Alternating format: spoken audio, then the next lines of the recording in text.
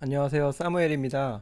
오늘은 세계에서 가장 성공한 투자자 워렌 버핏에 대해서 이야기해 보려고 합니다. 제가 투자의 신 고수열전 시리즈를 시작하면서 처음에는 한국의 슈퍼개미들을 소개해 왔는데 성공한 투자자에 대해 이야기하면서 이 워렌 버핏을 빼놓을 수가 없죠. 예, 워렌 버핏은 2019년 3월 기준으로 세계 3위의 부자입니다. 재산이 840억 달러, 한국 돈으로 약 98조 원에 달합니다. 세계 1위 부자는 아마존 CEO인 제프 베조스로 140억 달러, 2위는 빌 게이츠 전 마이크로소프트 회장으로 98억 달러, 한국 돈 약 111조 원을 가지고 있습니다.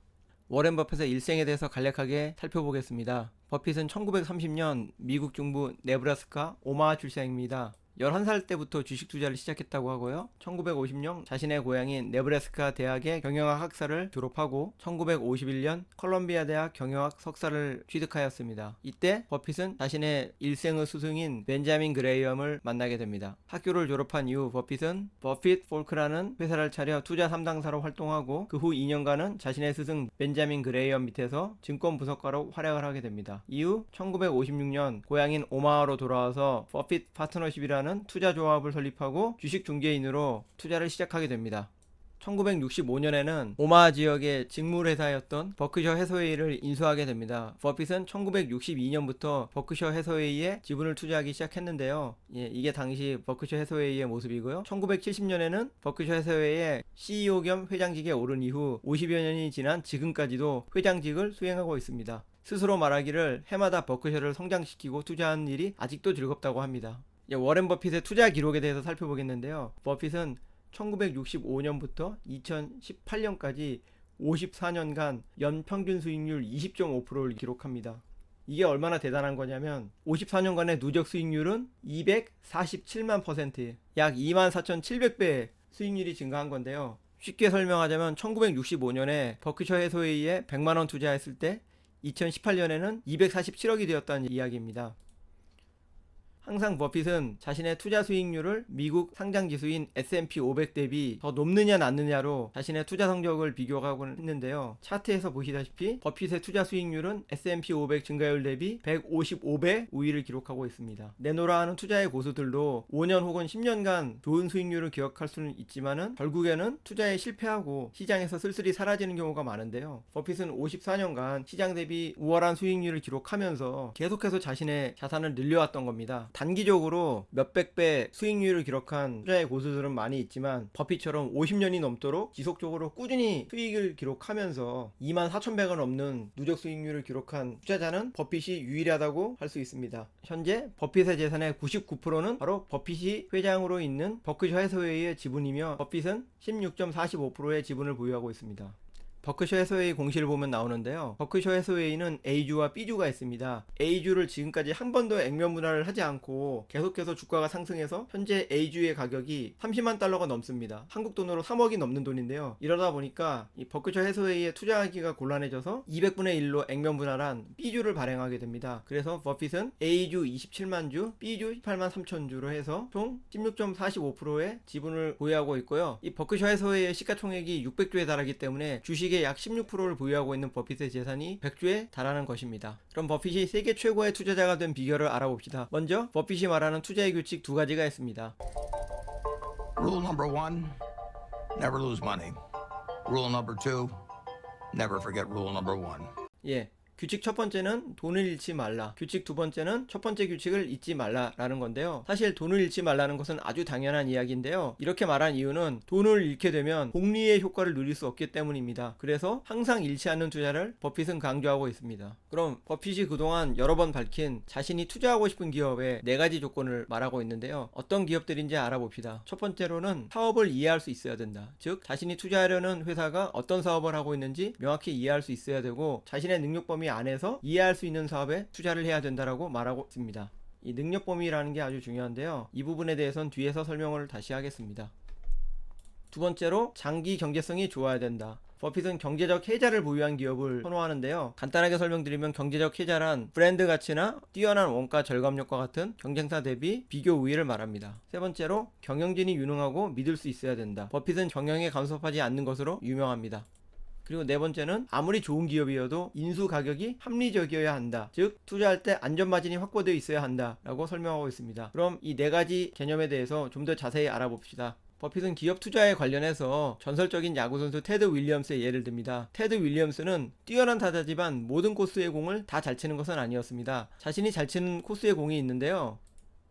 이 표를 보시면은 테드 윌리엄스가 스트라이크 존에서 잘 치는 코스가 있고 상대적으로 타율이 낮은 코스가 있는 것을 볼 수 있습니다. 버핏은 말합니다. 투자는 삼진아웃이 없으므로 공을 지켜보면서 좋은 공만 휘두르면 된다. 이 말을 바꿔 말하면 모든 기업을 잘 알아야 할 필요는 없다. 수천 개의 기업 중 가장 좋은 사업만 고르면 된다. 자신이 이해할 수 있는 사업 중에서 가장 좋은 투자 회사를 고르라는 이야기입니다.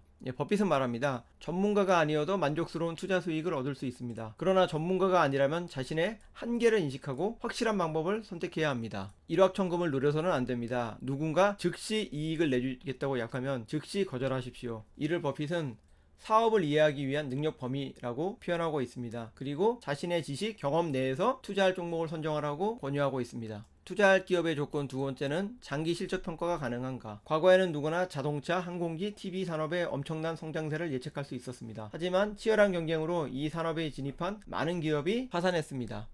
버핏은 말합니다. 나는 어떤 산업이 성장한다고 예측하더라도 치열한 경쟁 속에서 기업 이익률과 ROE가 얼마가 될지 알 수 없습니다. 따라서 앞으로 수십 년 동안 이익을 합리적으로 예측할 수 있는 기업에만 투자할 것입니다. 이 글귀를 읽으면서 버핏이 IT, 최신 기술주에 대한 투자를 꺼리는 이유를 알 수 있습니다. 버핏이 스스로 말하길 IT 기업은 너무나 알아야 되는 게 많고 비즈니스 구조가 복잡하여 자신이 분석할 수 있는 능력 범위 밖이라는 이야기를 한 바 있습니다. 물론 최근에는 IBM이나 애플, 오라클 등 기술주에 투자하면서 버핏의 투자 성향이 바뀌는 모습을 보이기도 했습니다.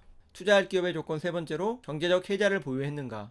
여기서 말하는 혜자는 성을 방어하기 위해서 성주에 파놓은 도랑을 말합니다. 버핏은 말합니다. 위대한 기업이 되려면 탁월한 수익률을 지켜주는 혜자를 보유해야 합니다. 자본주의 시장 경제에서는 항상 경쟁자가 출마하기 마련이므로 자신의 성을 지키기 위한 혜자가 있어야 됩니다. 훌륭한 기업은 성처럼 견고합니다. 자본주의에서 경쟁자들이 성을 뺏으려고 몰려옵니다. 성을 지키려면 주위에 혜자를 파고 용맹한 기사를 배치해 침략자를 물리쳐야 됩니다. 구체적인 예를 들어보겠습니다. 경쟁사 대비 굉장히 낮은 생산 원가로 서비스를 제공할 수 있거나 혹은 경쟁자가 따라잡을 수 없는 강력한 브랜드를 가진 기업들을 경제적인 혜자를 보유한 기업이라고 말할 수 있을 것입니다. 버핏이 예로 드는 기업이 보험회사인 가이코, 그리고 국내에도 잘 알려져 있는 유통업체 코스트코, 또한 뛰어난 브랜드 가치를 보유한 코카콜라, 아메리칸 익스프레스 카드를 꼽을 수 있습니다. 경제적 혜자에 대해서는 버핏은 반복적으로 강조하고 있는데요. 견고해 보이는 혜자가 순식간에 사라져버린 기업이 넘쳐납니다. 따라서 빠르게 변화하는 산업에 속한 기업들은 항구적인 혜자를 구축하기 힘들므로 투자 대상에서 제외합니다. 라고 말한 바 있습니다. 어느 투자자가 질문을 하자 버핏은 이렇게 대답했습니다.